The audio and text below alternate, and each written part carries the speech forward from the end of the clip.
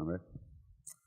So I want to encourage you tonight, tell you a little bit about my life and what the Pediatric Health Improvement Coalition is, to encourage you to never stop exploring who you are, to find your strengths, get on that saddle, ride it hard, to enjoy and really explore the brokenness that we all find in our life, because that's where the power really comes from.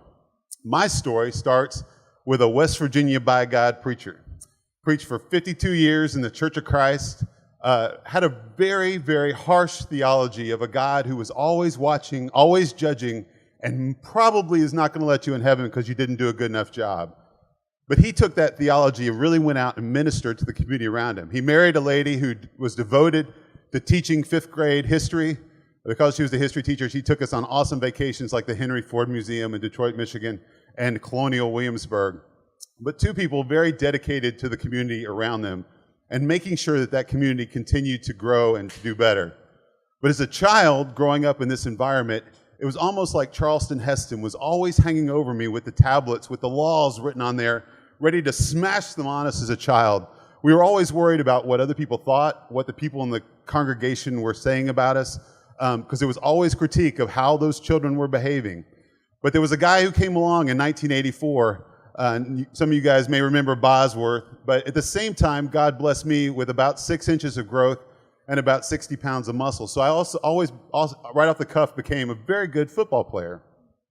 And this allowed me to break out of my household and to just run and figure out who I was. And so I used football, and I ended up at Georgia Tech studying biomedical engineering. I waited a lot of tables, got in a fraternity, stuff I never thought I would do as a child, but was really searching for who I was. And I really saw that, I'm going to be a biomedical engineer. I'm going to go change the world. But then there was a gentleman who came into my life my senior year of college, our senior design project, a young man who was a world-class skier, fell out of a tree stand, broke his neck, and lost the one thing that he loved doing, getting out on the water. And so our senior design project was to build a suck and blow system so this gentleman could drive his boat. As an adult, looking back, probably not the best thing to do. But it introduced me to the ability to take science, to take medicine and change people's lives. I decided I wanted to go upstream. So I went to medical school. I saw pediatrics as a place where I could go before problems happen. I could prevent things from happening. I could encourage parents. And that brought me to Chattanooga as a pediatrician practicing. And I married a girl from Nashville but didn't want to live in Nashville, so came to the awesome city of Chattanooga. But realized there was two Chattanoogas. There was a Chattanooga of kids who had health care, who had decent schools, who had all kinds of opportunities, and a Chattanooga where kids were surrounded by boundaries to academics, to health. And those were mainly found in 5 zip codes. And so we started a group called the Pediatric Health Improvement Coalition to help Chattanooga move to be a community that was committed to all the children that lived in our community and making sure they had good health and well-being. And so we did a study looking at kind of what were the problems that the kids in Chattanooga had, and what we found that logistically they were stuck. All of the health that was offered to our children was not located where these kids lived. So the pink is where about 11,000 kids live, and of those, 4,200 did not have access to primary care. And so as a child growing up, if you have health needs, you need primary care. And what problems do these kids have? And so we saw the things we all know about: obesity, infant mortality. They were dealing with chronic stress of living in the urban environments, asthma. They weren't ready for school when they showed up in kindergarten, and they struggled with attention and a lot of behavioral problems.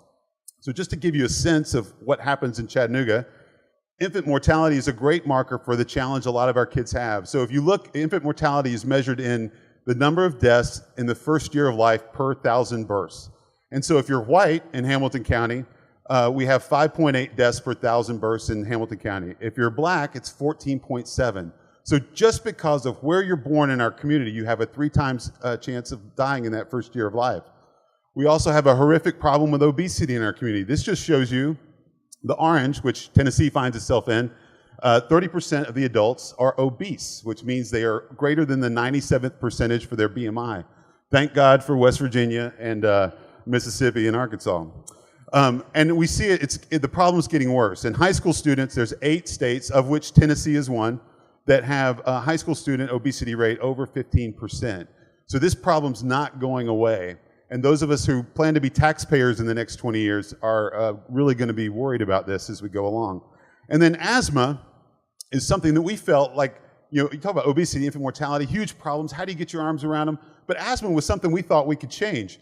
It's the number one reason kids miss school. It's the number one reason parents miss work. About 9.3% of Tennessee children suffer from asthma. It's also a big driver for pediatric emergency care. Every week in Hamilton County schools, 5 kids ride ambulances because of asthma.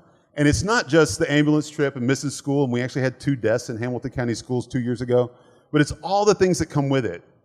So kids with asthma don't participate, they're overweight, they have an annoying cough that keeps them up at night, so they're inattentive, they have more incidents of anxiety and depression.